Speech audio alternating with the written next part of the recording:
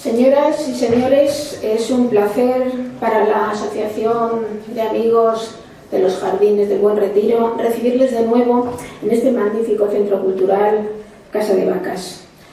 En esta ocasión la cita es para que nos informen sobre la rehabilitación de la montaña artificial, la cual forma parte del Paisaje de la Luz, Patrimonio Mundial de la UNESCO.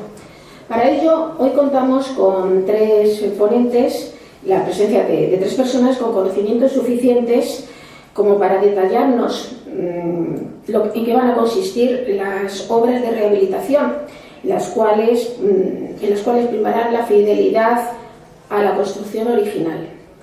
Para ello contamos con la presencia de don Santiago Soria, aquí a mi derecha, su director general de Parques y Viveros del Ayuntamiento de Madrid, que nos hablará de la parte histórica de la montaña artificial y demás. Seguidamente, cuando llegue, porque todavía no han llegado los resto de ponentes, pero llegarán, el proyecto de rehabilitación nos lo contará don Santiago Doval, que es ingeniero de caminos de la empresa Tecnigral, y para hablar de sus valores, ¿quién mejor que don Alberto Tellería, que es arquitecto y es socio vocal técnico de la Asociación Madrid Ciudadanía y Patrimonio? O sea que el cartel no puede ser mejor siempre que llegue, claro. Por tanto, de momento cedo la palabra a don Santiago Soria y a continuación pues ya vendrán el resto de ponentes. Pues muchas gracias. Muchas gracias, buenas tardes. Muchas gracias por su presencia aquí y voy a intentar hacer un resumen de la historia de la montaña artificial. Montaña artificial que en el proyecto se puso Montaña de los Gatos, me ha regañado ahora el arquitecto que hizo el anterior proyecto de restauración a este, porque evidentemente es un nombre netamente popular que nunca se ha aceptado digamos históricamente, no sé si ha sido montaña artificial o montaña rusa, y se llamó Montaña de los Gatos, como los madrileños no los llaman gatos, ¿no? Bueno, no por lo mismo, pero porque había muchos gatos y al final los madrileños pues ponemos nombres. También al edificio que había arriba se le llamó el Tintero y se le llamó también la Escribanía. Se llevaba a llamar Montaña de los Osos porque se pensaba que llevaría los osos, o se dijo que se iban a llevar los osos del Retiro. El fuerte, porque hubo quien pensaba que iba a ser un fuerte para Isabel II para defenderse del enemigo, etcétera, ¿no? Pero el nombre real, montaña artificial o montaña rusa. En algunos escritos antiguos sí se habla de montaña rusa, imitando las montañas que se tienen en Rusia. Aunque los romanos ya lo critican, diciendo que aquí nadie se iba a tirar en trineo por la nieve, porque ni había nieve ni había trineo, que es lo que se hacía en las montañas rusas en Rusia, ¿no? Pero bueno, sí es verdad que es un nombre que ha quedado, que existe en Aranjuez, que existía y estamos recuperando en el Capricho de la Alameda de Osuna y que existía en el Retiro, y por tanto no es un nombre, digamos, equivocado llamarle montaña rusa, porque en algunas zonas figura, aunque el nombre es más aceptar montaña artificial, ¿no? Dando un repaso muy rápido, pues la montaña artificial ocupa, como vemos, uno de los ángulos noreste del Retiro, está en esa zona donde está el círculo rojo, y el Retiro, como todos saben, pues aparece a partir de 1503, es el origen remoto del Retiro, cuando los reyes católicos conceden el permiso para que el monasterio de los Jerónimos, que está al este de Madrid, en el Pardo, tiene que destruirse porque es insalubre completamente y los monjes mueren como chinches por culpa de las fiebres que producen los mosquitos del río, y se trae a los Jerónimos aquí, a esta zona, y aparece aquí los Jerónimos. Luego Felipe II encarga a Juan Bautista de Toledo que le haga un cuarto para ir a rezar, para retirarse a orar, y de ahí viene el nombre del Retiro. Pero el Retiro es el cuarto donde oraba el rey Felipe II en el monasterio de los Jerónimos, y de ahí surge el nombre que hemos mantenido históricamente, aunque muchas veces se ha intentado, o algunas veces se ha intentado cambiar, pero, y incluso en alguna de las puertas, lo veremos luego, sigue apareciendo el nombre de Parque de Madrid, pero los madrileños somos tozudos, igual que somos gatos, y entonces, pues lógicamente, seguimos llamándole el Retiro, y yo creo que se llamará Retiro siempre, como el Campo del Moro se llama Campo del Moro, se llamará Campo del Moro siempre, por mucho que se intente llamar Parque del Palacio de Madrid, ¿no? Nadie le llama así, todo el mundo le llama Campo del Moro, pues esto es igual, esto es el Retiro. Vale. La importancia de Madrid, por supuesto, se la debemos a Felipe II, como todos saben, que hizo capital del reino en 1561 a Madrid. Madrid entonces era esto que está aquí en naranja, y por supuesto el Retiro, que es la mancha que está verde, estaba fuera. Es decir, que cuando Felipe II, Madrid era esta cosita que vemos ahí al lado de la Alcazaba, antigua Alcazaba árabe, que en este otro día Alcázar, palacio cristiano, y el Retiro no existía, era campo, ¿no? Bueno, en 1622, como saben, se hace los 5 grandes santos españoles, aquí los tenemos, y en la beatificación se hace el primer plano de Madrid, que en realidad son varios planos unidos, para celebrar esta beatificación de los 5 grandes santos en una guía para los forasteros que van a venir a Madrid. Y aquí ya vemos el Paseo del Prado, y a la derecha lo que eran los campos de los Jerónimos, y lo que eran los campos, el Prado de Atosa, el Prado de los Jerónimos y el Prado de los Recoletos, que luego unidos son los que van a dar el Paseo del Prado, primer jardín público de Madrid que abre, como todos saben, Felipe II al uso público, ¿no? Hay poesía, bueno, salen en obras literarias, hay cuadros preciosos, pero no es el tema de esta conferencia. Felipe IV no le gusta el Alcázar, el palacio, y dice que quiere crear un nuevo jardín y un nuevo palacio para su recreo y para estar cerca de la Virgen de Atocha, a la cual tengo tanta devoción. Bueno, un poco Camelo suena eso, de tener que acercarse tanto a la Virgen, pero sí es verdad que se hace construir el Retiro, el Palacio del Retiro, y en los grandes jardines, y los grandes jardines, bueno, se me ha colado, y los grandes jardines en estos a la derecha de estos prados que ya hemos citado antes, ¿no? Es un palacio y un jardín muy ecléctico, muy difícil, interviene muchísima gente, entre otros Cosmelotti, Diego Velázquez como coordinador artístico, Alfonso Carbonell, es decir, pues los primeros espadas evidentemente de la zona, creando uno de los palacios más importantes de Europa en ese momento, si no el más importante, con unos jardines, como digo, eclécticos, que a la vez aprovechan las antiguas ermitas que había en la zona, pero creando pues un nuevo prototipo de belleza que, como veis, es muy renacentista, porque todavía no ha aparecido el nuevo estilo que está inminente, que es el estilo formal francés, lo que llamamos los jardines franceses formales, que aparecen con Vaux de Vicomte a través de Lenot. El gran jardinero que hace este jardín, el rey de Francia lo ve, le da tanta envidia que mete a Fouquet, a su ministro, a la cárcel para siempre, murió en la cárcel, porque tenía un jardín mejor que el del rey. Y entonces también dijo, mucho me han robado para tener esto. Entonces lo metió en la cárcel, y el primero año, el tercer y segundo le quitó el jardinero. Entonces igual Lenot, que un año después lo hizo Versalles. Entonces ahí aparece el jardín, bueno, este tipo de jardín que es, digamos, el que luego pone la moda. Pero como veis, el Retiro es 20 años anterior a bueno, esto es un anónimo de los jardines de Buen Retiro, absolutamente idealizado, por supuesto. El plano de Teixeira, de 1656, donde ya aparece el Retiro, como lo veis, el momento tenía del orden de 170 hectáreas, era más grande, 150, perdón, era más grande de lo que es ahora, y se ven las rías, se ven las ermitas, se ve la cita de San Antonio, donde ahora está el Ángel Caído, etc. Bueno, aquí va a ser unos 150, 145 hectáreas. Aquí veis la zona de arriba del norte, es donde luego aparecerá la montaña. Bueno, se regaba con norias, teníamos 4 norias, y por supuesto con caceras que se han intentado pues recrear y que no son funcionales, en muchas de ellas no son funcionales, pero era el sistema que tenía bueno, aparece la monarquía de los Borbones, por supuesto no les gusta nada el estilo de los Austrias, Felipe V crea su gran jardín en la granja y hace rehacer, quiere rehacer el jardín del Retiro, no llega a hacerse jamás este gigantesco proyecto que había para un parterre gigantesco del Retiro, esto nunca llegó a hacerse, pero sí es verdad que lo modifica. Y hay comentarios muy diversos, muy bonitos, tanto aquí como en Versalles, pues de las conversaciones con los jardineros franceses. Y hay uno que me gusta mucho, que es de la Princesa de los Usiles, que dice: vi ayer por la tarde el dibujo del Retiro, es bellísimo. Sin exagerar, daría parte de mi sangre por aseguraros la resistencia a él. Eso sin exagerar, o sea que exagerando no se lo que daría.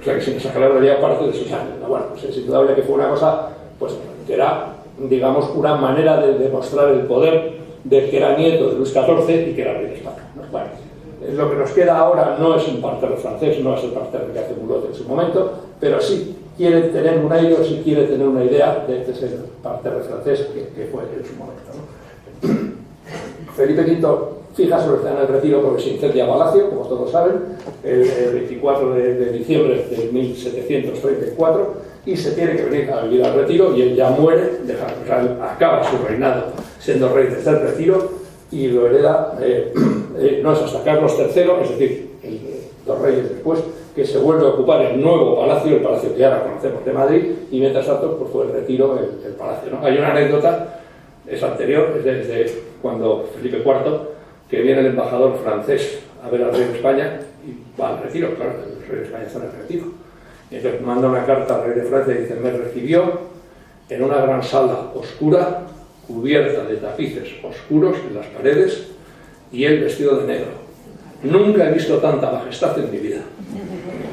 Me impresionaba, sobre el embajador francés. O sea que evidentemente era una parafernalia y una puesta en escena, pues que impresionaba y que logró su fin, que era impresionar al embajador, ¿no? Bueno, ese era el palacio, como digo, fue Palacio Real, residencia de los reyes, hasta 1764, en que vuelve, ¿no?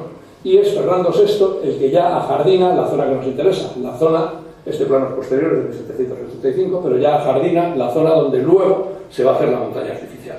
Ahí veis el ángulo derecho, basado siempre, aquí tenemos a Carlos III, que abre el retiro por primera vez al pueblo en 1767, con unas normas muy divertidas y muy bonitas, donde los hombres pues no podían llevar gorro, no podían llevar sombrero, las mujeres podían llevar mantón, pero solo si estaban en estado de concurrir se lo podían poner, pero si no estaban en estado de concurrir pues tenían que llevarlo en la mano o atado al hombro, bueno, perdón, al talle. Es como muy divertido, pero bueno, había sillas.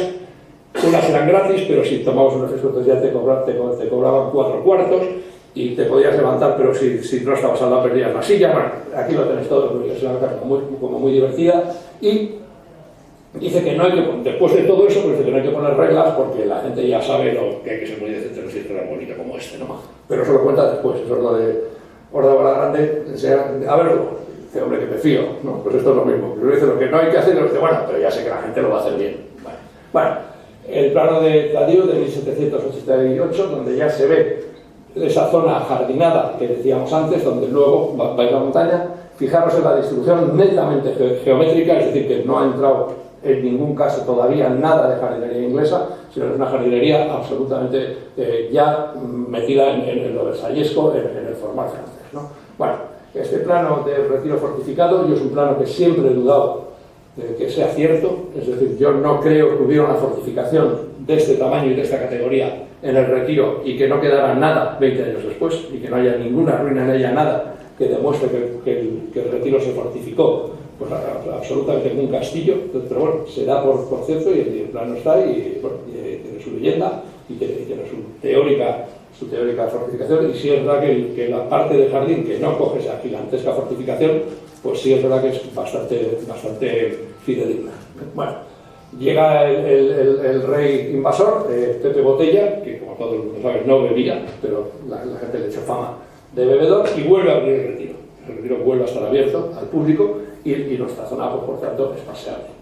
Pero el retiro se destruye completamente, ¿no? El señor Romanos decía que el retiro dejó de existir, que prácticamente desapareció completamente por culpa de los franceses, y que fue convertido en una importante ciudadela en la que tener en respeto a lo arrogante de la población, a los madrileños, tenerlos controladitos desde la fortificación del retiro. Ya digo que yo dudo que se fortificara, o por lo menos tanto como parece indicar ese plan. Bueno, Fernando VII empieza a restaurar el jardín, no restaura desgraciadamente el palacio, es decir, el palacio se pierde, está en ruinas y se pierde completamente ese inmenso, magnífico palacio, donde por cierto estuvo mucha de la colección que luego está en el Museo del Prado, la mejor del mundo, tenía más del doble de cuadros que el rey de Francia, por ejemplo, solo ese palacio. Pero bueno, no arregla el palacio y sí se dedica al jardín, y sí se dedica sobre todo a la zona noreste, creando una zona que llama el reservado, que es la que más le interesa y es la que más cuida. Y en el reservado es donde hace plantar acacias, catalpas, ledicias, bueno, árboles de todo tipo, frutales, incluso viñas, plátanos, se vuelve a ver y lo vuelve a ver al público. Bueno, y tiene de arquitecto a Exilio González Velázquez, que es discípulo de Juan de Villanueva, el gran arquitecto de la monarquía española, y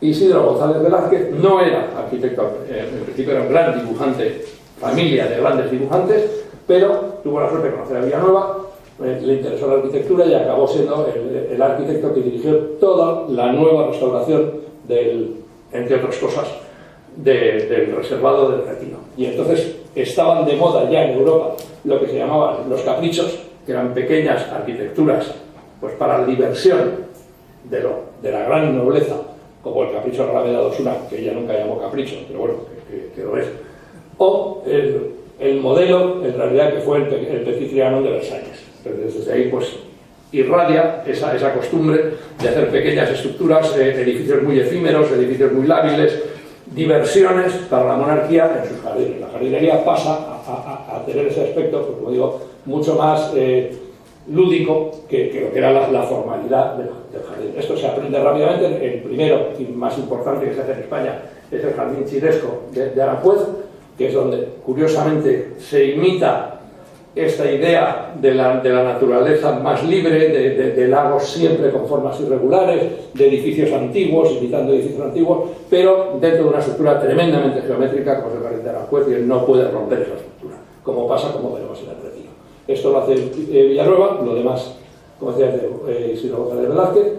Bueno, y entre otros caprichos, pues crea la montaña artificial en la zona romántica, perdón, esta es la montaña artificial de Aranjuez, que es la única que conserva todavía un mirador arriba, pero lo que pasa siempre en estas montañas, que luego se van arbolando, aparecen árboles, los árboles crecen, y cuando llegas al mirador no se ve nada, porque son los árboles que han tapado las vistas. Esto es un problema típico de todos los miradores antiguos. Este es el jardín del Príncipe, que, como digo, es el único que mantiene este mirador. El jardín del Capricho tenía también su montaña rusa, su mirador, que es el 17, no sé si lo veis, bueno, está aquí, esta es la montaña rusa, esta es la ría, este es el estanque. Bueno, y la montaña rusa estaba absolutamente tapada, ahora la hemos destapado, la estamos recuperando y ahora pues ya se vuelve a ver la estructura superior de la montaña rusa del Capricho, que es esta. Bueno, otros caprichos que hace Isidro González Velázquez, con la casita del pescador, aquí al lado de la montaña, el gran embarcadero que se destruyó después, y ahí está ahora la estatua de Alfonso XII, la fuente egipcia, que la tenemos aunque nos falta el Osiris, que la presidía, la casa contrabandista, que hoy es, como todos sabéis, un gran restaurante, la casa del pobre, que se derribó en 1963, yo me acuerdo de ella de niño, la casa persa, que se quemó, el zoo, el antiguo zoo, que todos lo conocéis y que decía Fernández de los Ríos, que era una parodia de jardín de aclimatación y se quedó en jaula de monos. Y bueno, pues no es una frase absolutamente demoledora, pero sí es verdad que era un zoo bastante tétrico. Y eso hizo que se pasaran los animales de ese zoo tétrico al gran zoo que se ha montado en la Casa de Campo, que sin embargo es uno de los, ahora ya empieza a estar un poquito anticuado, pero fue uno de los mejores de Europa en su momento. Bueno, la fuente de la salud ya existía, pero se aprovecha también como capricho, se deja como capricho y se restaura. No se llegó a hacer una gran columna que estaba para la isla que había en medio del lago, era una columna con un Hércules, los Hércules están siempre muy ligados a la monarquía, y no se llegó a hacer un diseño posterior de 1844 de Narciso Pascual y Colomer, que era una especie de fortaleza grande, bastante más grande que la del Capricho, pero esta no llegó a convertirse. Entre esta fortaleza, el que la montaña era una montaña alta, que tenía almenas en la ventana y tal, pues todo el mundo dijo que era una fortaleza de la reina para protegerse de los enemigos o si volvían los franceses.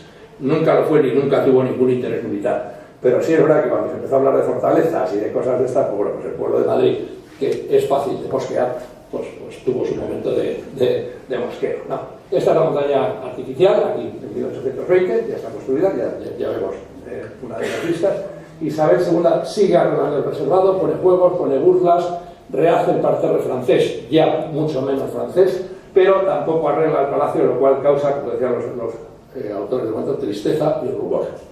Una pena que ese palacio se dejara perder después de la guerra, ¿no? Planta cultivos, frutales, vides, olivos, etcétera, todo esto en la parte del reservado y por tanto de la montaña. Y vende un tercio del 1865 con 2.000 árboles a particulares, con lo que el Retiro se convierte en lo que conocemos ahora de 118 hectáreas. Ahí sabéis que Larra escribió el famoso artículo del rasgo, que le puso un disgusto, evidentemente, criticando el que la reina vendiera suelo de patrimonio real como si fuera suelo propio personal suyo, ¿no? Y tuvo el rasgo, el detalle de ceder parte del dinero al Estado. Pero aún así, pues bueno, la cosa era bastante cantosa. Bueno, el Retiro estaba destruido, se plantan 5.000 árboles en 1846, muchos de ellos se hacen en la zona del reservado, se plantan frutales, flores, bueno, todo lo que hemos dicho, y también se hacen ya plantaciones fuera del reservado, o sea que ya todo lo que es el parque pues, se va arreglando, ¿no? De tal manera que en 1865 el Retiro debía estar bastante bien, porque hay esta descripción que hace Becker en el periódico El Museo Universal, que es una preciosidad de descripción de lo que era el retiro en ese momento, y que acaba diciendo, que a mí me encanta, dice que alternativamente paletos y damas aristocráticas, niñeras y hombres políticos, artesanos y estudiantes, modistas y títulos de castillo, provincianos y manolos, desesperados y alegres, ricos y pobres, chicos y grandes, muchachos y viejos, este paseo sui generis es el tradicional, el histórico paseo del Buen Retiro. Yo creo que define magníficamente bien lo que era el retiro y lo que yo creo, o por lo menos los que somos gestores, los que soñamos con que vuelva a ser. Un paseo para todo el mundo, seas quien seas, si seas de la condición social, humana, política, económica, que sea. Retiros de todos y lo era cuando Bécquer y Dios quiera que lo siga siendo. Bueno, como sabéis, pasa a público por decreto del 6 del 11 del 68, diciendo que cede Parque del Retiro en toda su extensión y que se tienen que respetar sus límites actuales y destinarlo exclusivamente a recreo del vecindario. Esto es muy importante porque luego veremos que inmediatamente se intentó edificar parte del Retiro. Y eso es lo que lo salvó. Cuando el gobierno revolucionario lo pasa al ayuntamiento, lo pasa con estas condiciones. Y gracias a estas condiciones no se pudo hacer lo que querían hacer. Bueno, aquí se le llama Parque de Madrid, en alguna de las puertas no se ve la diapositiva, pone Parque de Madrid todavía, pero como digo, todos lo seguimos llamando Retiro y creo que le llamaremos el Retiro toda la vida, ¿no? La realidad es que fue una cesión ficticia, el ayuntamiento era un desastre, no tenía posibilidad ninguna de mantener un parque real como ese, y me gusta mucho una frase de Nicolás Estibáñez que dice que en ese momento en España no había ni monarca, ni ministro, ni gobernador, ni alcalde, ni alguaciles, ni serenos, o sea, no había nada, ni nadie, ninguna autoridad. Esto es un cachondeo absoluto, ¿no? Pero yo creo que es una frase que define perfectamente el tremendo momento político que estaba viviendo España en ese momento, ¿no? Bueno, pasa a ser Parque de Madrid. Esto es un plano de Ibáñez Ibero, donde ya sí vemos, pues de todo el Retiro, ya vemos perfectamente la montaña, aquí, y los dos grandes, bueno, aquí se ve sobre todo el Gran Chavado, que es una estructura muy jardinera, que nadie sabemos muy bien de dónde sale, que posiblemente viene de los puntos de caza de los Rodes Chars franceses, que lo tenemos aquí, que ya lo tenía el Retiro previo antes en el parterre, que aparece de nuevo en los jardines de la Naranja, en lo que llaman las 8 calles. Es una estructura muy jardinera que España adopta y que tiene un muy difícil significado. Pero siempre es una plaza central con 8 caminos que llevan a sitios importantes, en este caso, pues el más importante, el que llevaba el Embarcadero. Ahora, estatua de Alfonso XII, como digo, de Belludo. Bueno, se abre la calle Granada, ahora Alfonso XII, y se tiran 2000 árboles para ello. Seguimos viendo planos históricos, no me voy a enrollar mucho. Este es muy bonito, es un plano que no se conoce prácticamente. Este es un plano que está en la Delegación de Patrimonio Nacional en La Granja, de San Ildefonso. Es un plano que no se ha reproducido, yo no he visto reproducir. Esta foto es tan mala, es mía, por eso es tan mala. Y de hecho está con el cristal, porque me dejaron hacerla. Bueno, se ve perfectamente también la zona de la montaña, muy desdibujada. Y es un plano hecho por la 36 promoción de la Academia del Cuerpo del Ejército, que a continuación se expresa. Y ahí vienen los cadetes que pintaron esto, ¿no? Y entre los monumentos, el primero, si veis, es montaña rusa. Pero os decía que el nombre montaña rusa es un nombre histórico y que es el que usaba la Academia Militar en este momento en 1800, perdonad, no me acuerdo la fecha ahora mismo, 1880. En 1880 los militares, al menos, lo conocían como montaña rusa, porque así consta en el plano que está en los jardines de La Granja. Bueno, ya como puntos finales, en 1935 sabéis que se declara el Retiro como jardín histórico-artístico, que es el preludio al BIC y ahora a la Declaración de Patrimonio Mundial. Y la última gran obra, pues el bosque del recuerdo, por los tremendos atentados que sufrimos en Madrid, ¿no? Pues sus 12 árboles, uno por cada víctima, que por cierto nos falta uno que tenemos que reponer, porque se han puesto uno y es inminente su reposición, porque ahí tenemos un pie forzado que es un árbol por víctima. Son olivos y cipreses, y espero que inminentemente repondremos el que se ha caído. No siempre el cuidado del Retiro fue exquisito. Esta es una foto preciosa de las ovejas de la Mesta comiendo y pasando por el paseo de estatuas. Paseo de estatuas que yo me enrollo mucho, perdón, pero que por fin ha deshecho una de las mayores injusticias históricas del mundo, y es que entre los reyes de España no figuraba doña Juana I de Castilla, la mal llamada Juana la Loca, y que fue reina de Castilla, y tan reina de Castilla como todos los demás. Entonces ahora creo que por fin se ha desagraviado y se ha puesto una estatua, por cierto, creo que muy bonita, por lo que a mí me gusta mucho, y ya consta en las estatuas de los reyes, que sabéis que se hicieron para Palacio y que no se pudieron poner en palacio porque la reina soñó que se hundía el palacio con el peso. Entonces se distribuyeron. Entonces hay en Madrid, hay en Valladolid, hay en Aranjuez. Entonces la reina lo soñó y dijo, ni de broma se ponía que se quiere. Bueno, pues lo que repartirlo. Faltaba doña Juana y ya por fin pues está, ¿no? Bueno, como veis el cuidado no era exquisito y esto es cortesía de Javier de la Puente, ese que me lo ha mandado, nuestro presidente, donde se ve el retiro pues en 1975, tampoco hace tanto, porque con todos los coches en la Feria del Libro. Pero el retiro hace, pues, vamos, muchos de los que estáis aquí vivíais y algunos ya éramos incluso talluditos, o casi. Bueno, esta es la zona donde se hace la montaña, aquí desde el plano de Teixeira de 1656, aquí se usaba para cazar liebres. Esta es una zona especial de caza menor. Entonces los reyes venían aquí con sus perros, que tenían perros magníficos, a cazar liebres, como en la parte del Campo Grande, ¿no? Aquí se ve también la isla del medio del estanque, que hablábamos antes, que todos hubieran hecho esa gran estatua de Hércules si se hubiera hecho ese capricho, que no se hizo. Bueno, aquí tenéis la distribución, como veis, claramente unos lagos, como digo, con sus 8 caminos, saliendo de una rotonda central, que como digo es un motivo recurrente. Hay muchos motivos recurrentes en la jardinería, ¿no? Pero el 8º es uno de ellos. La cruz, por supuesto, desde el jardín bíblico de los 4 ríos del paraíso, es un motivo también que se repite infinitamente. Y el laberinto, la parte laberíntica es otro de los motivos que se repiten infinitamente en todos los estilos de jardinería, ¿no? Pero el 8º para mí es el más curioso porque es el más difícil. El laberinto es evidente, el estar perdido en la naturaleza. Y la cruz pues es una figura geométrica evidente y además, tanto los maometanos como nosotros, las 2 grandes culturas que han influido aquí, pues tenemos nuestros paraísos divididos en 4 por ríos, ¿no? Con lo cual pues era bastante fácil llevar eso al suelo. Esto es más complicado, pero bueno, sí que es verdad que se repite constantemente. Aquí tenemos la magnífica maqueta de Madrid de León Gil del Palacio, que está en el Museo Municipal, donde también se ve perfectamente la montaña. Un plano de 1848 de Francisco Coello. Aquí tenemos la montaña. Fijaros, aquí otra vez la estructura del hexágono, ¿no? Perdón, del octógono. Esta es una vista muy bonita de una serie que hizo Bambrilla de todas las vistas de los reales sitios. Entonces ahí es una colección de cuadros fascinante, porque la Granja de Aranjuez, de Palacio Real, del Retiro, y esta es la vista que había desde la montaña. Entonces los que habéis estado en la montaña arriba, pues si comparamos lo que veía Bambrilla con lo que vemos nosotros, pues desgraciadamente es bastante diferente. Basta con mirar para verlo. Se ve la casa persa, aquella que desapareció, como digo, y bueno, esta es la vista que presenta en esa inmensa serie de cuadros preciosos.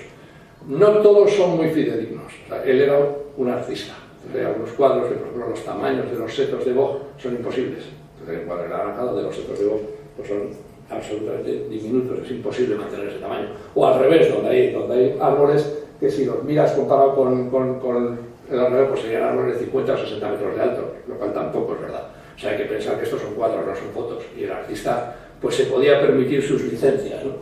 Pero algo parecido sería, o sea, si no era exactamente así, desde luego algo así sí que sería lo que le estaba viendo. Bueno, como las cosas andaban mal, pues, y el reservado estaba arreglado y estaba más o menos bien, pues la idea fue muy fácil, se cobra, y además estaba vallado, pues se cobra por entrar. Entonces, para tener dinero, porque no olvidemos que esto era del rey, y era de su fortuna, lo que se mantenía era todo esto. Y cuando su fortuna bajaba, pues esto bajaba. Entonces lo que se hizo fue unas entradas que valían 25 céntimos, y que por 25 céntimos pues se entraba y se podían ver todos los caprichos. Estos son los 2 modelos de entradas que he conseguido, que las 2 coinciden en la montaña, como capricho, digamos, más importante. Este es el plano que os digo la idea de destruir toda esa zona del Retiro, todo lo que se va a convertirlo en chaletitos. Entonces esto fue presentado en 1869, es decir, un año después de que el Retiro dejara de ser Casa Real y pasara al menos en los papeles del ayuntamiento. Pues la gran idea fue, dejamos el estanque y todo esto lo hacemos chales de lujo y nos ganamos una pasta. Y curiosamente, lo más curioso no es que el ingeniero que lo propone es el que mantenía la montaña, es el que estaba manteniendo, en ese momento era el jefe de esta zona del jardín, y entonces sí salva la montaña y ajardina todo lo demás. Entonces lo hubiera arrasado. No se pudo hacer, gracias a Dios. ¿Por qué? Porque la cesión era clarísima. Tenía que ser para Parque de Madrid. y esto no es el Parque de Madrid, con lo cual pues, eso evitó esta locura, pero a mí no puede importar tener unos sociales. Bueno, otro plano de 1874, donde todo el rato vamos viendo lo mismo. Este es cuando se abre el paseo de carruajes. El paseo de carruajes, como sabéis, el paseo de coches está sobre lo que era el antiguo Juego del Mayo, juego que traen los Borbones, y que el rey Felipe V era campeón, supongo que porque nadie se atrevía a ganarle por si algo. Entonces tenía un mayo aquí y tenía otro mayo en la granja. El de la granja es el único del mundo que es curvo. O sea, el mayo es un juego recto, debía ser un juego recto y plano. Y sin embargo el de la granja, como el relieve es endiablado, pues es curvo y tiene la gracia de que es el único que tiene una curva. Es el origen del cricket, dicen, y del golf, o tiene que ver con los orígenes del golf, dicen los entendidos en juego. Hay una pequeña portería de hierro que en la granja la encontramos, estaba metida entre unas zarzas y cuando cruzamos apareció. Se salía de una piedra que era la piedra B, que esa también la encontramos, también está en el Mayo, y era de arena, y el de la granja se ha hecho de hierba. Ahora se ha hecho de hierba porque de arena era inmantenible. El de aquí ahora es cemento, debe esperar asfalto, pero bueno, está el antiguo Mayo. Bueno, el centro del Ochavado, del pequeño Ochavado, junto a la montaña artificial, y aquí ya el diseño, los diseños del templete de la montaña artificial, según Isidro González Velázquez, según el Toledo. Bueno, esto es un informe de obras de 1840, es decir, esto cuando uno ve en Palacio, yo no soy, desgraciadamente no, porque como gestor lo he pasado muy bien en la vida, pero no me arrepiento. Pero bueno, tampoco me hubiera importado nada ser investigador. Y cuando hablas con los investigadores y con los historiadores que investigan, pues siempre estaban en obras. O sea, siempre hay facturas de 1820, de 1825, de 1828, de 1840, de 1844, o sea, estas cosas eran inacabables. Comentábamos antes una frase, que yo soy ingeniero de montes, pero una frase que me enseñó un ingeniero agrónomo que me hizo mucha gracia, y que decía que toda finca es manifiestamente mejorable hasta la total ruina del propietario. Bueno, pues esto es así. O sea, aquí podían meter el dinero infinito, claro, por supuesto podían meter todo el dinero que quisieran, y hasta la total ruina de la monarquía. Bueno, y esto es una factura pues, que por cortesía, que no se ha podido quedar del aparejador que os decía antes, pero que la citaré, pues me la ha pasado, y bueno, como curiosidad, ¿no? Vale. Y esto es ya el interior de la montaña del Gato, como está ahora mismo, con la cúpula. Tiene 4 pasillos, hay una gran cámara central que tiene 14 metros por 11 de alto, sobre eso se elevaban 4 más del monumento, porque llegaba a 15, ahora eso tiene los 11 de alto. Las paredes están hechas imitando las construcciones medievales antiguas de Madrid y de Castilla-La Mancha, es decir, con calicanto y luego hileras de ladrillo, que es una preciosidad como está hecho. Bueno, y tiene 4 galerías, la entrada en arco de medio cañón y las demás ojivales, las otras 3 ojivales. Hubo un momento en que estuvo con rocalla, aquí veis el resto de la rocalla, que fue una moda que se dio el imitar a las cuevas, bueno, intentar imitar a las cuevas antiguas. Entonces esta se cubrió de rocalla, hay fotos, y luego de la última restauración pues desapareció. Todavía quedan algunos restos de rocalla, los que hemos estado dentro, pues todavía, sobre todo al final de los pasillos, se ven algunos restos de la rocalla. Aquí se puede ver una foto donde se ve mucha más rocalla que la que hay de este canto, ¿no? Era una moda. Aquí veis el túnel de Bonaparte, del Campo del Moro, que sabéis que unía el Campo del Moro con la Casa de Campo. Lo hace hacer el rey invasor, lo hace José I. Igual estaba cubierto, era un túnel que hace Villanueva, y se cubrió también imitando una cueva antigua, ¿no? Y Patrimonio Nacional, con muy buen sentido, pues lo ha desmontado, lo ha picado completamente y ha vuelto a dejar el túnel como lo tenía Villanueva, como se hizo originalmente. Pero hubo un momento porque estaba igual, totalmente cubierto de rocalla. Vale. En 1986 Juan Barranco casi lo derriba porque decidieron que el estado era ruinoso, pero bueno, pues yo creo que le lograron convencer de que no, de que tenía restauración, y gracias a Dios se decidió en última instancia, cuando ya prácticamente estaba decidida la demolición, se decidió restaurar. Entonces se hizo una restauración a través del arquitecto que estaba en ese momento en el ayuntamiento, don Felipe González Martínez, que estaba aquí. Me acabo de traer información sobre esto porque, bueno, ahora saldrá la diapositiva, ¿no? Y esta es la restauración que él hizo, quitar las luces para convertirlo en galería, como pone en la entrada de la montaña, como sigue poniendo, ¿no? Entonces, bueno, este es el correo que me ha mandado hoy, hace 4 horas, que me dice: tiene usted todo derecho a usar mis dibujos, porque no son míos, sino del Ayuntamiento de Madrid, porque le he pedido permiso para usar los dibujos que luego vamos a ver. Y me dice que no son suyos, sino del Ayuntamiento, porque él era funcionario del Ayuntamiento, aunque lo hizo el día de San José en su casa. Pero bueno, era un funcionario municipal y lo que va, ¿no? Que la montaña la restauró en 2 fases, el interior en 1986 y la portada en 1987, la restauración que os decía. Que el importe fue 72.000 euros, un poquito menos de lo que nos va a costar esta vez.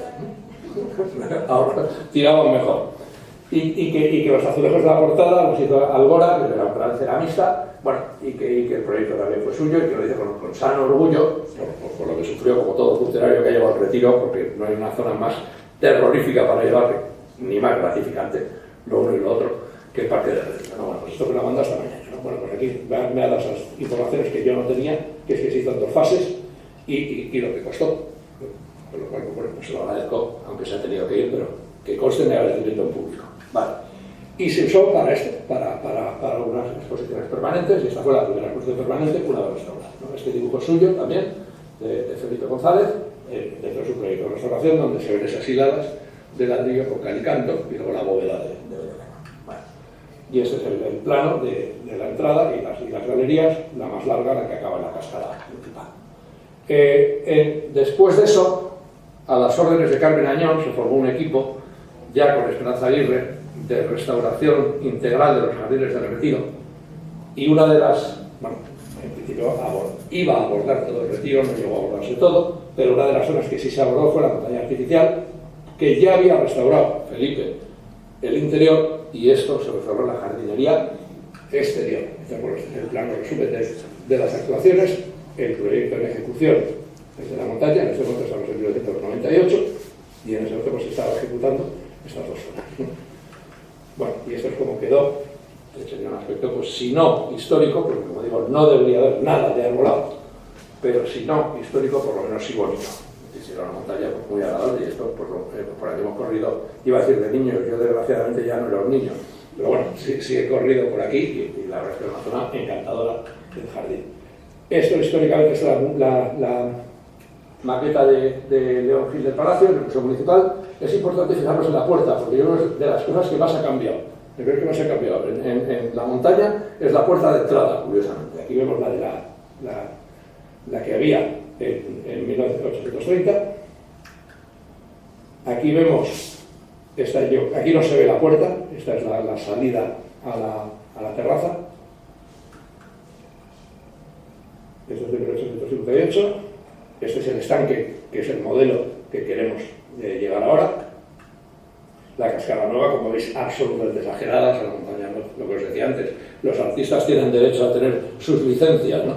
Entonces parece que estamos en Peñalara, en el Retiro, pero bueno, pero quitando esos detalles, pues sí, es verdad que nos da una idea. Y se ven las 2 leonas, que no sabemos el autor, pero que siguen estando. Entonces, hay quien dice que se robaron al zoo, que si vais al zoo, bueno, a lo que era el zoo, que en la biblioteca hay 2 leones sobre las columnas de entrada. No son estos, puesto que están allí. Estos son de piedra blanca de Cormenar, son leonas, no son leones, son hembras, y las 2 están en su sitio, y ya lo estaban desde el principio. Bueno, perdón. Aquí veis la puerta, que se va a tener de Intel, y es cuadrada, y aquí veis la actual, que es alargado. La puerta ha ido modificándose, no sé por qué, a lo largo de la historia. Los azulejos, como os decía, de Algora, que son muy buenos, modernos, bueno, 1968, pero bueno, magníficos azulejos que vamos a respetar en la restauración, evidentemente. Y, bueno, pues algunas fotos de cómo eran, aquí están las leonas, de cómo estaba la cascada después de los años de esa restauración del año 98. Y esto es un poco el modelo que queremos. Esto es como está ahora, desgraciadamente. Yo le decía a la gente, sobre todo estas fotos, bueno, decía que estas son las fotos que hay que tener, porque esto va a desaparecer y el que no tenga esta foto no la va a tener nunca. Eso es mentira, solo decimos los viejos. Ahora los jóvenes se meten en internet y tienen todo en un minuto, se tardan un minuto en tenerlo. Pero bueno, los que creemos en el papel y esas cosas, pues claro, esta foto o la haces hoy o ya no la haces, porque dentro de 3 meses esto será una magnífica cúpula de acero y cristal, preciosísima, y ya no verás esto. Entonces es importante estas fotos del antes, porque eso es lo que va a desaparecer, ¿no? Bueno, esto, por supuesto, nada más, antes de empezar a haber un estudio arqueológico absolutamente fundamental, no hemos parado hasta que no hemos llegado al suelo virgen del Retiro, es decir, a las arenas arcósicas madrileñas, para estar seguro que aquí no se tocaba nada, que no se tuviera que tocar. Por supuesto, pasa por Bellas Artes, pasa por la Comisión de Patrimonio, etc. Bueno, entonces se han hecho por sus catas, se han hecho sus estudios, se ha fotografiado y planificado todo lo que iba apareciendo, todas las capas, todo lo demás.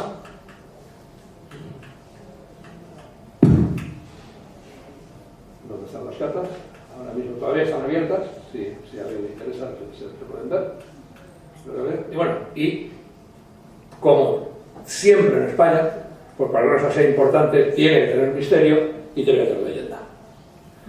El misterio, pues el misterio es que tuvimos la suerte de que se pusieron aquí las ruinas de la iglesia, la antigua iglesia de San Pelayo de Ávila, de 1065, una iglesia románica, ruinas de una iglesia preciosa, donde durmieron los restos de San Isidoro cuando se llegaron de Sevilla a León.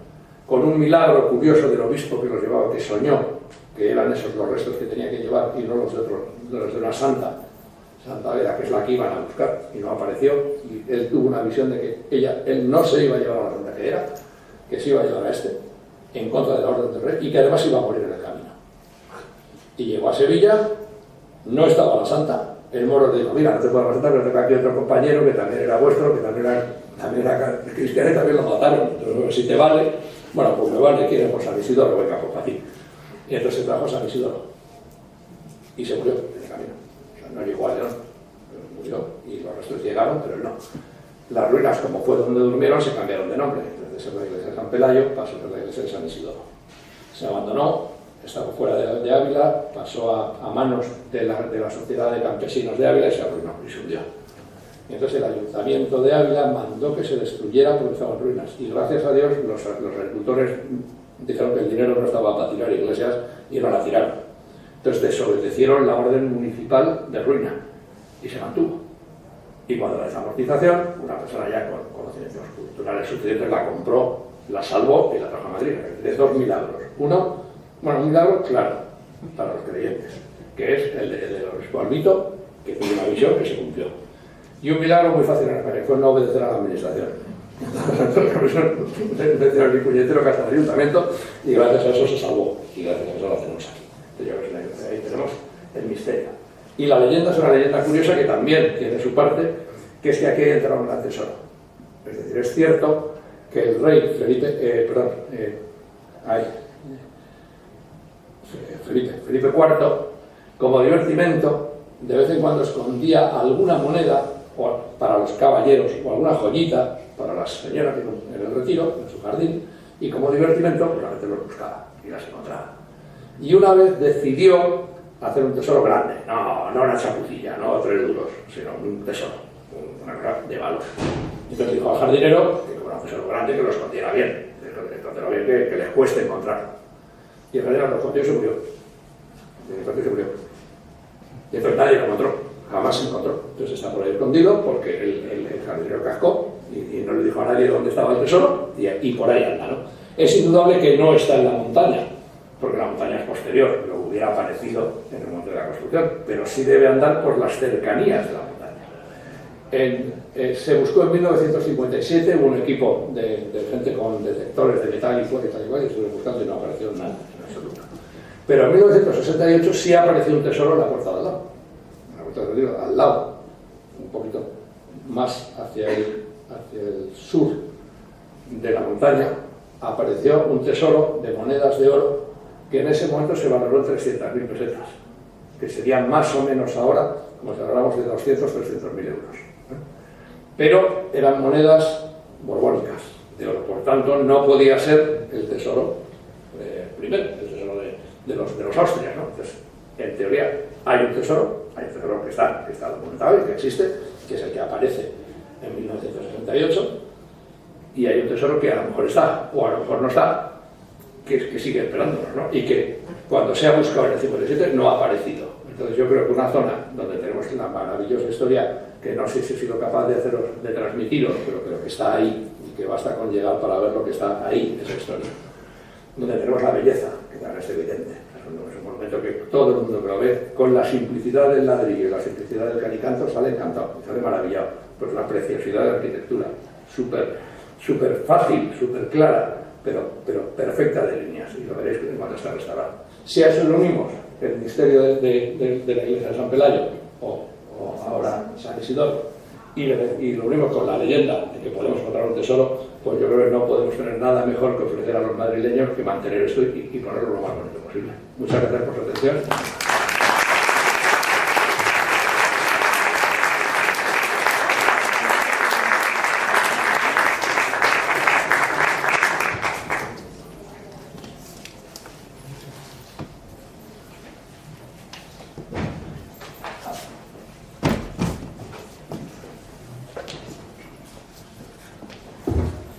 Buenas tardes.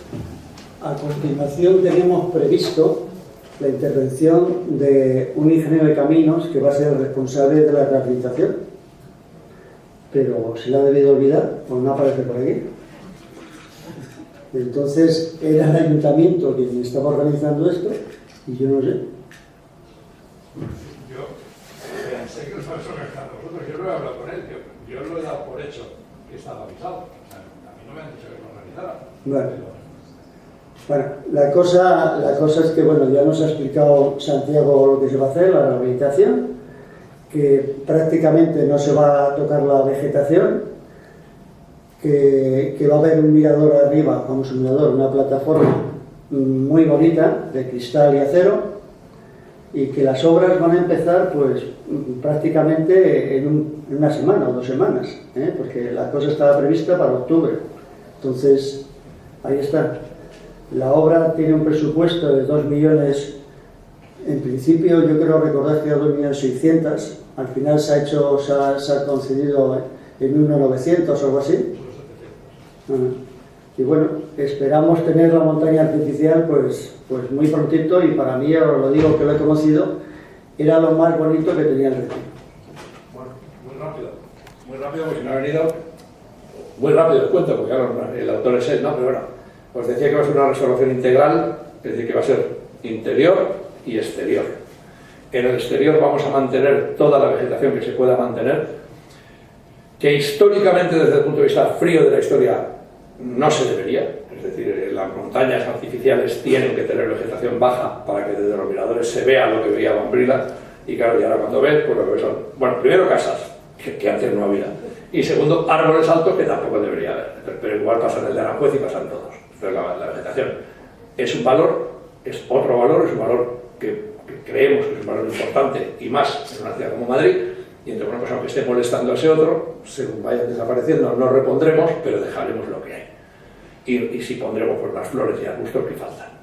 Vamos a rehacer todo el sistema hidráulico, van a funcionar todas las cascadas, van a funcionar todos los lagos, vamos a intentar volver a meter fauna ornamental, habéis visto que había cisnes, patos y por supuesto peces, y se va a rehacer todos los cerramientos que no eran el cerramiento principal.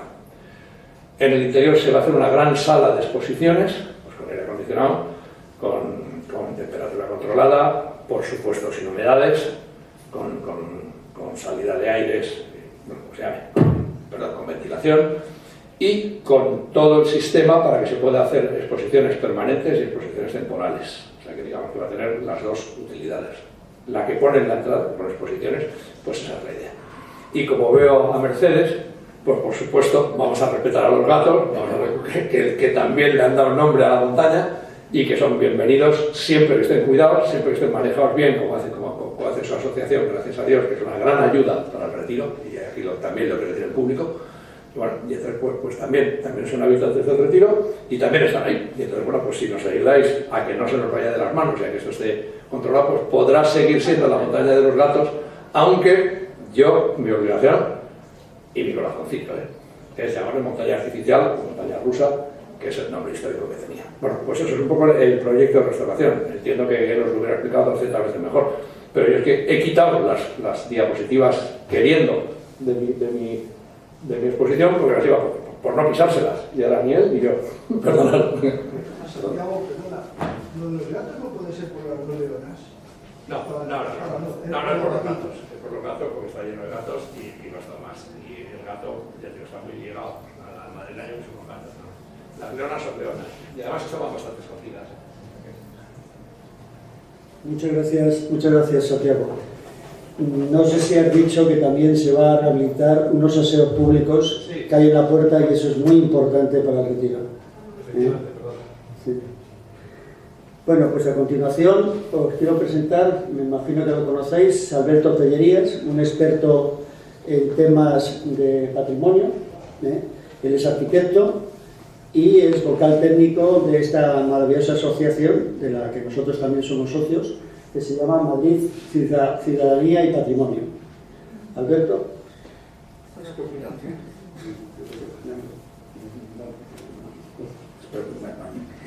Buenas tardes, muchas gracias por invitarme, muchas gracias por asistir a esto.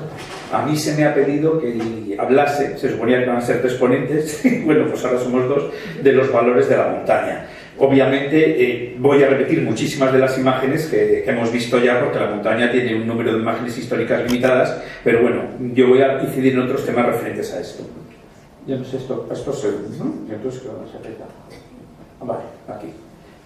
Bueno, esto lo hemos visto precisamente, esto es la imagen de 1830 y la montaña lo primero que tenemos que decir es que es uno de los restos del reservado, un jardín muy singular, un jardín especialmente cuidado, primoroso, en el que intervienen no solo en tiempos de Fernando VII, se hace un jardín, lo hemos visto en esas imágenes, lo volveremos a ver ahora, un jardín muy cuidado, sino que además Isabel II todavía lo hace, es un jardín cerrado al público, con lo cual es un jardín muy rico de la época, digamos, de la época victoriana, desde 1830 y tantos a 1838, estamos en la época victoriana, que es una época de un tipo de jardín muy elaborado. Hoy nos resultarían unos jardines muy amanerados, muy complicados, con más cultura, con un uso de las flores muy artificioso, con una serie de elementos, pero que realmente es sorprendente cuando vemos estas imágenes históricas, ese jardín que llegó a ocupar toda esta zona del Retiro y que es el primer valor de la montaña artificial. Nos recuerda un jardín desaparecido realmente. Tenemos muy pocos elementos, realmente son 3 caprichos los que nos quedan de esta época, la casita del pescador, la casa del contrabandista y esta montaña artificial, los demás se han perdido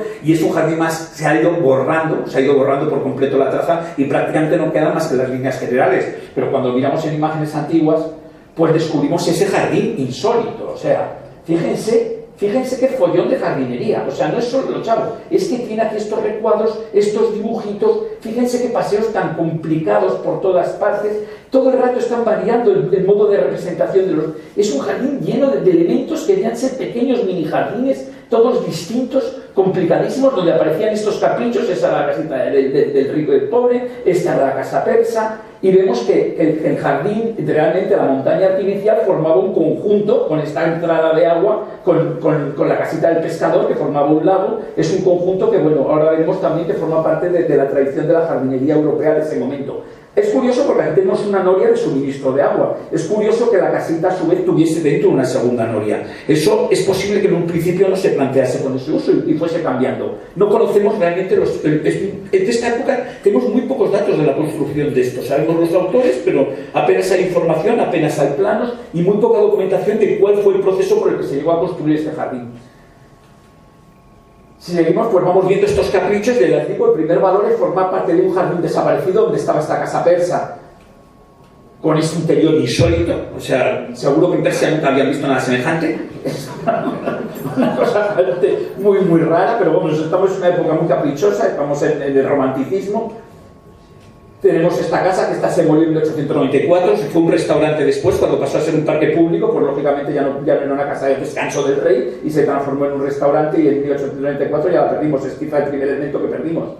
Luego teníamos esta casa del pobre y del rico, construida con una construcción rústica, que tenía una serie de salones internos y que también se ha perdido, está ya mucho más tardíamente en el año 54.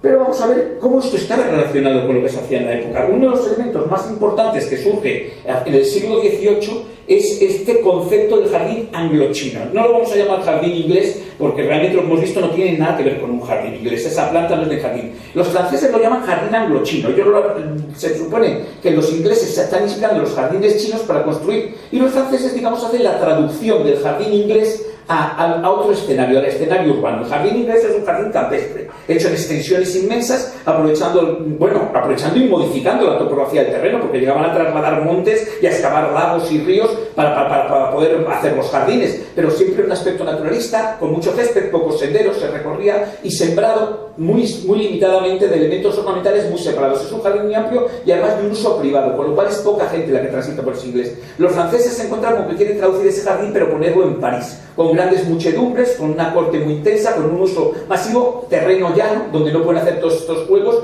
y donde al mismo tiempo todos estos elementos se van a multiplicar, son mucho más pequeños y los elementos se complican. Entonces hacen un jardín de capricho, de folies, y una de las folies típicas es esta. O sea, este es el jardín de Bonnet, y fíjense, esto en realidad es una montaña artificial, las montañas inspiradas en los chinos, con su mirador arriba y unido a un estanque. Nos recuerda mucho lo que hemos visto aquí en el Retiro, es uno de los elementos que tiene, que también los valores de esta montaña es que nos recuerda una época de la jardinería muy singular, y no es uno de los peores ejemplos de esa jardinería de la época. Estos jardines se conservan en Francia, esto es Bagatelle. Volvemos a tener una montaña artificial con dos pasos por debajo y un templete chinesco encima. Vemos que esos jardines realmente existieron. La representación es muy fantasiosa, obviamente esto no sería así, pero realmente había elementos muy parecidos, que además, como en este caso, tienen debajo una gruta en la que puedes meterte con miradores. Un elemento que nos va a recordar también a nuestra montaña artificial, pero con una serie de diferencias que vamos a ir viendo. Por supuesto, los jardines cuanto más lujosos, Bagatelle es un jardín de un hermano del rey, del conde de Artois, el cuñado de María Antonieta, y María Antonieta precisamente sale de una costa con María Antonieta ese jardín. María Antonieta hace construir, lo hemos visto los jardines de Lamont, hace construir estos jardines caprichosos donde construyen estas montañas artificiales. Esto ya es sorprendente.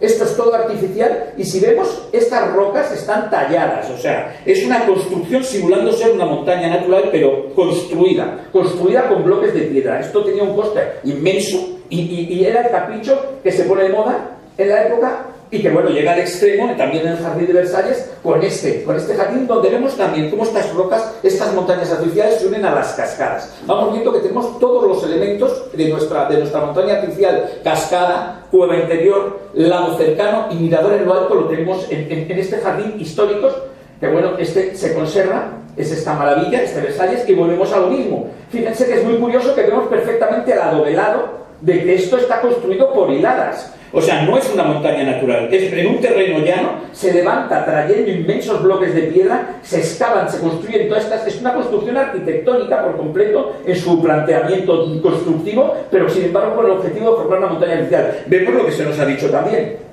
de la vegetación original, cómo se amplifica y se va transformando en monstruosa, y va haciendo que el jardín cambie. Los jardines nunca sabremos cómo es un jardín, porque un jardín cuando se planta está inmaduro, hay un periodo, digamos, de madurez, pero que luego llega un periodo de decadencia, y nunca sabemos cuál es el momento más bello. Los tres momentos son muy bellos, y por supuesto, al ser seres vivos, no podemos estar todo el día plantando árboles de la edad exacta. Tenemos que asumir que en un momento son jóvenes y en otro momento van a ser viejos, que en un momento van a ser pequeños y en otro van a ser demasiado grandes. Pero eso es una belleza de los jardines.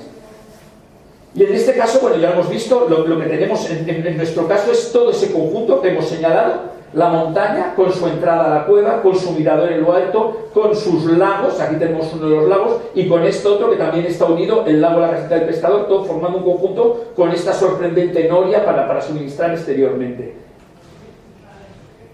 Vemos la Casita del Pescador, se conserva, podríamos considerar que forma parte del conjunto de la montaña artificial. La Casita del Pescador es uno de los elementos que se conserva, tenemos los planos, tenemos dibujos de la época. Y bueno, tenemos esta foto, por ejemplo, donde vemos cómo había una relación visual. Una relación visual que hoy hemos perdido. Este es el mirador que había en lo de toda la montaña artificial. Esta es la montaña artificial que formaba un gran bloque de vista detrás. Hay que tener en cuenta que, claro, la montaña artificial tenía una serie de valores que hoy día pues son muy diferentes. Hemos visto esta imagen también hace un rato, esta imagen del lago de la montaña artificial con su rocalla simulando, como hemos visto estas de Versalles, en una solución mucho más humilde de rocalla, pero también intentando tener este aire natural, las rejas que cierran el Retiro alrededor. Al otro lado estamos viendo las construcciones de la calle Alcalá. Las cascadas, Estas cascadas no son originales todas. La montaña se fue complicando, fue creciendo y las cascadas se hacen más importantes. A juzgar por los planos, originalmente eran unas cascadas mucho más fluidas, probablemente porque tenían muchos más problemas de presión de agua. Que tener en cuenta que a partir de 1858 ya tenemos el canal de Isabel II suministrando una buena presión. El Retiro se suministraba con viajes de agua y era con maquinaria que había que subir el agua a esas cascadas, con lo cual las cascadas tenían una limitación de las bombas que hubiese en la época. Lógicamente las cascadas pueden crecer posteriormente y transformarse en cascadas de más altura. Aquí seguimos viendo todavía el mirador en lo alto. Y esta es la imagen que tenemos hemos visto esa casa persa, esa casa extraña con ese salón interior tan raro que tenía, con esta disposición tan insólita. Y aquí tenemos representada esa casa persa, pero también tenemos representada el templete. El templete era muy curioso. El templete de remate era un octógono, pero dos de los lados se sustituían por círculos, se imbricaban con ellos unas torres, una tenía dos gabinetes, uno arriba y otro abajo, dos salitas, y la otra lo que tenía era la escalera de caracol que permitía subir aquí arriba. Nunca he estado muy seguro de que esto se sirviese como salón, que tuviese puertas, o si era una linterna para iluminar el salón inferior. No lo tengo claro, es un tema que las representaciones de la época son siempre limitadas, y este plano no acaba de entenderse. Yo creo más bien que es una linterna, quería tener una linterna central para tener luces quizá con cristales de colores, que era muy propio de la época. Bueno, aquí el plano lo vemos más de cerca, por si no lo veían ahí lo suficientemente bien, se veía bien, pero no estaba bien seguro. Fíjense qué detalle tan curioso, donde son gabinetes hay ventanitas para poder asomarse, y en cambio la escalera solamente tiene una iluminación arriba con estas cupulillas. Y esto lo hemos visto hace un momento. Otro de los valores que tenía la montaña artificial era el valor de las vistas, que era un mirador. Obviamente es un valor que se ha perdido. Ha crecido la vegetación, pero además es que ha crecido la ciudad. O sea que ahora cuando miras, vamos a ver, es que la montaña artificial te permitía ver la ciudad desde arriba y ahora te asomas y ves la Torre Valencia. Con lo cual, el cambio de dimensión de la montaña es totalmente distinto. O sea, esta imagen la hemos perdido. Hay que tener en cuenta que son valores, que bueno, hay valores que se ganan y valores que se pierden. El segundo valor obvio era que era un hito en el paisaje. La montaña asomaba en un terreno llano. Tenemos esta visión, fíjense de nuevo la casa persa en primer plano, el jardín muy bajo y la montaña asomando con su mirador clarísimo encima. Es una imagen que debería ser al amanecer porque vemos los rayos del sol en el momento en que está saliendo por detrás de la montaña desde el este, y tenemos esta imagen de cómo pudo ser la montaña artificial, esa visión que también ha desaparecido en el Retiro. Obviamente la vegetación no solo te impide ver desde lo alto, sino que te impide verla desde fuera. La montaña artificial solo notas que está allí cuando llegas y ves los caminos que suben, pero no es un hito visual en el Retiro. Ese era un hito muy importante. De hecho, se resalta todas estas imágenes. Hemos visto también estas imágenes de estas entradas. Es muy curioso el templete, los caminos. Realmente el nombre montaña rusa no le corresponde. Las montañas rusas eran montañas para tirarse por ellas. Eran montañas donde se tiraban en trineo. Hay una descripción muy curiosa de Juan Van Aren cuando viaja a Rusia y descubre lo que son las montañas rusas a principios del siglo XIX. Son las montañas que se levantaban, se echaba agua en invierno y se helaban. Y entonces, en unos trineos se sentaban los hombres con las piernas cruzadas y las mujeres encima en su regazo. Y se lanzaban. Juan Van Aren dice que él, pero no lo había hecho nunca, era un español, ninguna dama se subió con él. Él no dejó que ninguna dama se subiese. Y se alegraron mucho porque se pegó un peñazo. Cuidado, por montaña rusa. Sabemos, hay planos de montañas rusas en París en la época que se hacía lo mismo. Era una montaña de diversión. La montaña artificial no nos consta que nunca, bueno, aquí no se puede ver hielo y nunca nos consta que se hayan tirado por ella. Con lo cual el nombre montaña rusa no le correspondería realmente. Es una montaña artificial.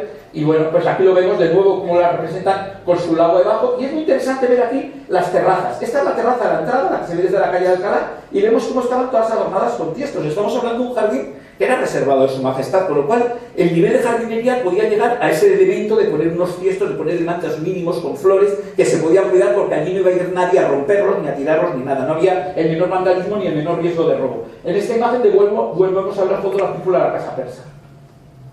Esa imagen de hito, en efecto magnificada, pero bueno, nos lo ha dicho, había cisnes, las leonas que en efecto no se van, y vemos en efecto en estas cascadas más antiguas, en esta foto, la foto anterior a 1900, que la cascada es mucho más baja. La cascada debía estar muy limitada por la presión que podían obtener antes de alcanzar el agua de Isabel II, poder subir el agua un poquito para que descendiese otro poco. Los paseos, y en efecto una montaña con poca vegetación, pero no sabemos si tenía poca vegetación o es que todavía no había crecido cuando se hacen estas imágenes, porque claro, estamos hablando de una imagen de 1840 cuando la montaña apenas estaba terminada, con lo cual no podemos juzgar su imagen. Esta imagen también la hemos puesto y es otra vez el hito superior.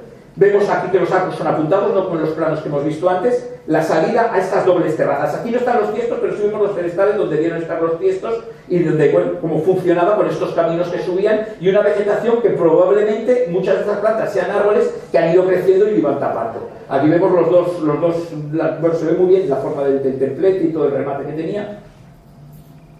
Otra imagen donde vemos qué carácter tenía dentro del retiro, vemos cómo la vegetación comienza a taparla, es un hito que poco a poco está condenado a desaparecer, uno de los valores que tiene de las vistas, pero todavía, imaginemos esto lo importante que era. Estamos hablando de fuera de Madrid. Madrid terminaba en la Puerta de Alcalá cuando se construyó la muralla. Esto era un mirador donde la corte podía asistir a quien entrase en la ciudad. Imagínense cuando había una entrada de embajadores, una entrada importante, cuando llegaba cualquier cosa, o simplemente de cotilleo, no había televisión, no había cine. La gente se entretenía. En todas las villas de la época es normal, junto a la tapia, construir un pequeño belvedere y un mirador donde la gente veía quién pasaba por los caminos. Eso era muy normal. Pues aquí podías ponerte y estar viendo quién venía por la calle de Alcalá. Pensemos que esto todavía, cuando se construye, todavía es una tapia, no es una verja. La verja es posterior. La verja es de cuando ya pasa a ser parque municipal. Con lo cual aquí teníamos una tapia y era un sitio para poder asomarte por encima de las tapias y poder ver desde estos miradores el punto más alejado. ¿Quién venía por la calle de Alcalá, que era la calle que iba a Alcalá de Henares, pero que es que iba a Barcelona y a Francia, con lo cual eran los caminos principales también de entrada de Madrid, con lo cual era un sitio pues muy importante para todo tipo de cortejos y entradas.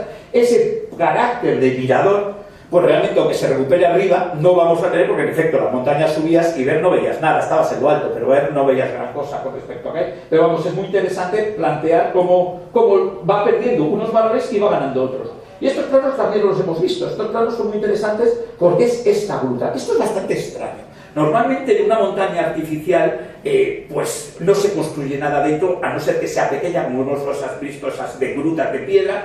Y cuando vas a hacer esto, a mí me sorprende que para hacer una noria se metiesen en el berenjenal de una hora tan costosa, cuando la noria podía ser externa como la que tenían fuera.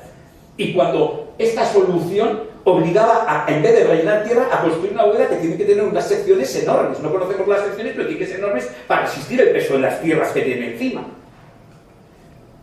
Esta es la imagen cuando entramos dentro de la montaña, lo hemos visto. Es curioso, esto es la escalera que se veía cuando estaba cubierta, esta es lo que nos ha dicho con los restos de la rocalla, la escalera que permitía subir al nivel intermedio, estos pasillos en ángulo que llevaban, pues en efecto, llevan a la cascada, como hemos visto antes aquí. Este lleva a la cascada, pero que tiene una serie de soluciones, pero son un poco extrañas, que ahora vamos a analizar también esta montaña, de dónde puede surgir esta idea de esta montaña artificial tan singular que tenemos en Madrid. Bueno, esta es una imagen, realmente es muy bonito lo que ha dicho todo el aparejo abajo y cómo va cambiando el aparejo. Abajo es un aparejo un aparejo realmente medieval, porque ni siquiera es cajonería toledana, no están más que las hiladas de ladrillo de vez en cuando para la mampostería. Es una solución que se usa en Madrid hasta el siglo XVI. Los trozos más antiguos de la cerca que tenemos, ahí en las vistillas, presentan exactamente este mismo tipo de construcción. Es muy curioso que lo retomasen en el siglo XIX de González Velázquez. Otra foto del interior, las entradas estas en arco apuntado. Es muy curioso también, González Velázquez, discípulo de Villanueva, pero ya de la época romántica, comienza a meter elementos góticos y asume el arco apuntado en casi todos los edificios que construyen, mete arcos apuntados, que es bastante extraño en una arquitectura clásica. Y esta es la sección que hemos visto. Esta es la sección que hemos visto de la montaña artificial, que imaginamos que esto tiene que tener un enorme grosor de ladrillo para poder resolver el nivel. Este es uno de los planos que hemos visto antes. Y entonces vamos a ver, ¿de dónde puede venir esta fuente? Pues miren, esto han puesto antes una imagen de González, de Isidro González, cuando era muy mayor. Aquí está muy joven. Y está muy joven muy poco después de venir de Roma. Esas son las características más singulares de este arquitecto. Mientras, por ejemplo, Ventura Rodríguez no conoció Roma, Juan de Villanueva sí. González pasó más de 5 años en Italia, pasó muchos años, pasó por Florencia, pasó por Roma y viajó hasta Nápoles. Y se formó en Roma y conoció las corrientes culturales y artísticas de Roma. Conoció todo lo que había en Francia, por ejemplo, en Italia, por ejemplo, las grutas. Esta es la gruta, una de las grutas del Sacro Bosco y Comoarzo. Estos caprichos, estas folías que comienzan a surgir en el Renacimiento, los jardines. No sabemos si es allí. Conoció grutas como esta de los jardines del Bobili. Pudo ser una idea para la montaña artificial. En un momento se pensó que eso fuese una gruta decorada, como esta gruta, por ejemplo, que está decorada. ¿Podría haber sido así nuestra montaña artificial? ¿Pensó González Velázquez en alguna de estas cosas? ¿O siempre se pensó siempre una construcción utilitaria costosísima para alojar una noria? Es una cosa que nunca podremos saber. Conoció, por supuesto, en Florencia conocería estos jardines de Bobili, una montaña artificial que no es una montaña artificial. Esto tiene dentro una gruta, es una montaña gigantesca, pero es una montaña porque es el Apenino. es la representación simbólica de una montaña. La montaña artificial es un elemento que surge tarde en el Renacimiento. ¿Por qué? Porque los primeros jardines que se crean en Europa, que son en Italia, donde surge el jardín renacentista, en Italia raramente se necesitan montañas artificiales. Es un país muy accidentado, con muchos desniveles, hay muchos belvederes, muchos miradores, muchas escalinatas, muchas terrazas, y no parece necesario hacer una terraza, una montaña artificial, que es algo que es necesario en un jardín como el Retiro, donde para tener un punto de vista elevado, en un terreno completamente llano tienes que hacer un crecimiento. En Francia sí van a surgir montañas artificiales, pero como las hemos visto en Versalles, pero en Italia no es normal. Entonces, digamos que la montaña que vemos en Italia es una montaña simbólica, la imagen del Apenino en los jardines estos de Florencia. Pero también en algunos dibujos de la época renacentistas comienzan a surgir ideas de montañas artificiales. Fíjense que es curioso, esta montaña Parnaso, con fuentes, con una entrada dentro de un lago, muchos de los elementos que vemos en nuestra montaña, y que dice ya que va a tener varias grutas. No se construyó, esto es un proyecto teórico en un libro de jardinería de la época, de 1615. Estas tampoco se sabe muy bien hasta qué punto son ciertos los grabados. Se conservan restos arqueológicos, con lo cual puede que existiese. Eso es la montaña artificial, pero totalmente arquitectónica. Vamos ascendiendo siempre con un templete mirador en lo alto, en este caso tenemos, y también con sus entradas a grutas inferiores. Es un elemento que no sabemos si llegó a ser con este esplendor, porque realmente hoy no queda más que la planta, en ruinas. Y si vamos a tener en Roma, sin duda, esto sin duda la conoció González Velázquez. Conoció esta montaña artificial. Esta montaña artificial, esto es Villa Medici. Villa Medici ahora es la Academia de Francia. En aquella época todavía no era, cuando estuvo González Velázquez, pero era un punto obligatorio de visita de todos. Los jardines en Italia estaban abiertos en Roma y los estudiantes extranjeros visitaban todos los jardines. Uno de los principales objetivos de todos los viajeros en aquella época era el Gran Tour para la gente culta, y para todos los estudiantes de arte era viajar a Roma para conocer el arte clásico. Y por supuesto los palacios romanos estaban acostumbrados a abrir a todos estos estudiantes. Es sin duda, y es muy curioso porque esta montaña sí es artificial. Lo curioso, lo vamos a ver en varias imágenes. Esta es una imagen ampliada del grabado anterior, con sus hileras de cipreses. Aquí la volvemos a tener al fondo en otro grabado, esta montaña en Villa Medici. Lo curioso es que esa montaña, en los planos no dice montaña artificial, dice mausoleo. La construyeron sobre un templo. En el Renacimiento había un templete renacentista, lo derribaron para hacer esa montaña artificial, pero no la llaman montaña artificial, la llaman mausoleo. ¿Por qué? Porque ya desde el Renacimiento se había comenzado a descubrir cómo eran los mausoleos romanos. Esto es una recreación renacentista de cómo era el mausoleo de Augusto. Y el mausoleo de Augusto era realmente una montaña artificial, una construcción arquitectónica plantada de árboles. Una representación posterior más fidedigna nos permite plantearnos que pudo ser así el mausoleo de Augusto. Fíjense qué curioso, porque este es el concepto de montaña artificial que probablemente conoció en Roma Isidro González Velázquez. Es uno de los valores curiosos cómo un elemento como este se va implicando en toda la historia de la jardinería europea y en toda la cultura europea. González Velázquez es un hombre formado en Roma, es un hombre neoclásico, pero que pasa al romanticismo. Realmente el neoclasicismo casi podríamos decir que es el primer estilo romántico, porque nace de una nostalgia por el mundo de la antigüedad que se intenta recrear. Pero no solo conocería esto en Roma, es que conoció esto. Estos son los grabados de Piranesi. Estos grabados eran absolutamente populares, circularon por toda Europa. Piranesi era, y sin duda los tuvo que conocer, a González Velázquez. Y son representaciones de lo que se veía en Roma. Y en Roma, esto nunca fue una montaña artificial, pero es que la vegetación había crecido naturalmente sobre las ruinas. Y se habían transformado en verdaderas montañas artificiales muchos de los edificios existentes. Fíjense, todos estos edificios con su gruta, con su cueva interior en realidad, pero ya transformados en una masa de vegetación. Todos estos edificios romanos, que los tuvo que conocer porque estaban en pie, todavía se conservan, aunque se han hundido parte de la bóveda en la actualidad.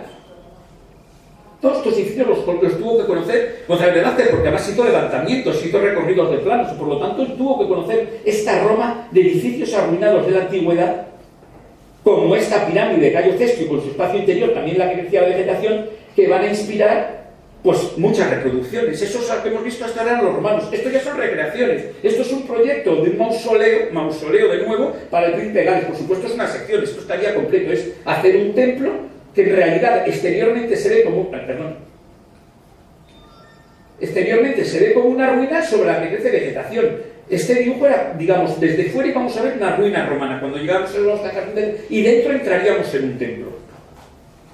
Estos son ruinas que se conservan. Esto es el Palacio Schönbrunn en Viena. Son las ruinas romanas, unas ruinas construidas falsas. En el siglo construían ruinas. Es una cosa insólita, pero no construían edificios, sino que con esta nostalgia del mundo del romanticismo, del neoclasicismo, de pensar en el mundo de la antigüedad, les gustaba recrear ruinas romanas.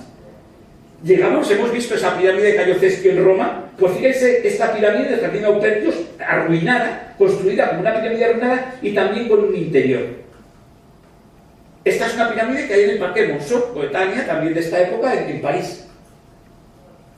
Y aquí tenemos que González Velázquez va a Roma. Estos son dibujos de González Velázquez. Vemos como él mismo dibuja estos edificios en ruinas sobre los que ha crecido vegetación y dibuja también pirámides en las que se entra. O sea, está inmerso en toda una cultura arquitectónica europea de la que nuestra montaña artificial es un eslabón más, y no un eslabón de segunda categoría, es un eslabón muy interesante, es una pieza muy importante. Estos son dibujos también, vemos como uno de los elementos que más inspira las montañas artificiales es las cascadas de Tívoli con el monte y en lo alto el templo de Vesta, que sirve como un mirador. Él llega a plantear todos unos dibujos de reconstrucción ideal de cómo fue este templo de Vesta, lo llega a plantear González Velázquez. Pero vamos a pasar a este dibujo porque es muy interesante. Este dibujo es de Piranesi, uno grabado de Piranesi, de cómo era el sepulcro de Alejandro Severo. Fíjense qué curioso. Tenemos una entrada con una gran galería, una gran bóveda, una serie de entradas de luz y realmente una montaña artificial con su vegetación, con su arbolado y hasta con edificaciones construidas encima. Y esto es un proyecto de González Velázquez para una montaña artificial. ¿Soñaría cuando le encargaron la montaña artificial en Madrid poder llegar a levantar esto? Sería su proyecto de yo hago la bóveda que me piden y en un día podré meter dentro un templo clásico. Fíjense cómo se parece a lo que acabamos de ver y cómo se parece a nuestra montaña del Retiro. En realidad, esta bóveda es la que hemos visto de ladrillo y esta es la gran entrada, galerías y entradas de luces. Si comparamos ambos proyectos, nos encontramos, fíjense, he invertido el plano anterior para que vean el mausoleo de Alejandro Severo comparado con la montaña que construye. Obviamente, una montaña artificial como la diseña González Velázquez forma parte de esa cultura neoclásica de las ruinas, de las construcciones romanas, de la nostalgia por un pasado desaparecido y obviamente esto es anterior a la montaña artificial. Se supone que este dibujo está hecho recién vuelto de Roma o incluso en Roma, con lo cual no sabemos si este dibujo él pudo plantear en un momento dado que la montaña artificial fuese así, fue su sueño, fue un ideal que nunca se hizo porque el rey no le tenía interés, porque probablemente esto en el dibujo es muy bonito, pero interiormente pues sería una sala lóbrega y oscura y demasiado húmeda y no se llegó a realizar. Pero es muy interesante ver entre los valores de esta montaña cómo existe esta construcción que además no va a desaparecer en este momento, va a seguir adelante. Esto es en 1860 en París se hacen los grandes jardines públicos, el Bois Vincennes y el Bois de Boulogne. Y el Bois Vincennes va a tener de nuevo una montaña artificial, de nuevo con grutas, de nuevo con cascadas y de nuevo con un templete. Y aquí la tienen, se conserva perfectamente. En el Bois de Boulogne van a hacer esta gran cascada, esta gran montaña de piedra, de nuevo con Versalles. Nos volvemos a encontrar terrenos llanos donde hay que construir las montañas. Vemos aquí una foto antigua y esta es una foto actual de la montaña. De nuevo vemos cómo tienen que hacer nadovelados. Todo esto se puede recorrer, es una galería interior que recorres por detrás de la cascada y vemos de nuevo lo que hemos comentado de la vegetación creciente, cómo realmente la montaña va desapareciendo debajo de la vegetación que cada vez más hermosa. Pero es que también en el Retiro tenemos una mini montañita artificial que se construyó. Este es el origen de la montaña, del estanque. Este es el origen del estanque del Palacio de Cristal. Comienza con esta mini montaña que iba a tener incluso un acuario interior. El acuario era simplemente unas peceras por las que pasabas por debajo y que tenía una cascada. Curiosamente, esa montañita artificial de rocalla se va a cubrir con un templete posteriormente. Vemos, este es un plano que vemos, claro, que ha ido pasando por el Retiro, por los cambios, precisamente sacado este plano, simplemente porque antes veíamos este jardín tan cuidado, vemos cómo el jardín se está simplificando, porque esto ya de 1874, este es un plano posterior a la apertura del paseo, de 1879 es este plano, es de Ibáñez Ibero de esa época, y vemos cómo esos jardines se están borrando, esos jardines que vimos tan cuidados al principio, tan elaborados, se van simplificando, van desapareciendo elementos decorativos, y cómo este paseo incluso ha obligado a modificar la forma del estanque de la casa del pescador, y como este paseo va modificando la topografía. Aquí vemos otra imagen ya con la salida del paseo de coches y miren, todavía está aquí la montaña artificial y vemos aquí a los reyes saliendo con la gente vitoreando, Alfonso XII saliendo y con la montaña artificial ahí detrás. Y bueno, la montaña artificial que tenemos antes de que se emprenda la restauración. Es un tema muy interesante plantear, hemos visto estas imágenes realmente antes, el soporte del templete y todas estas cosas.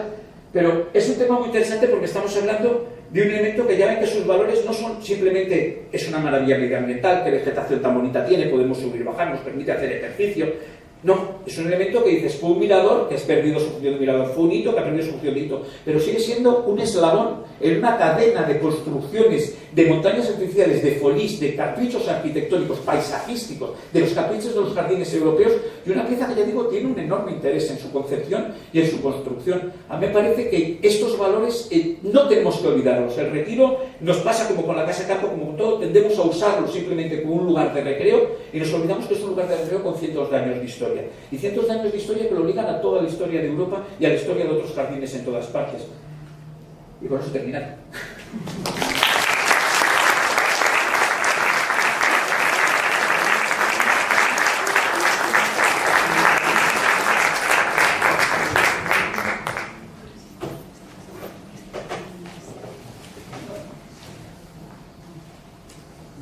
Muchas gracias, Alberto. Si tenéis alguna pregunta, alguno de los dos intervinientes, este es el momento. No hay preguntas.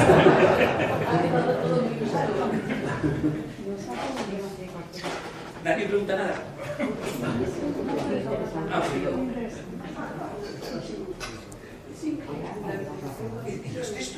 Pues muchas gracias a todos por vuestra asistencia.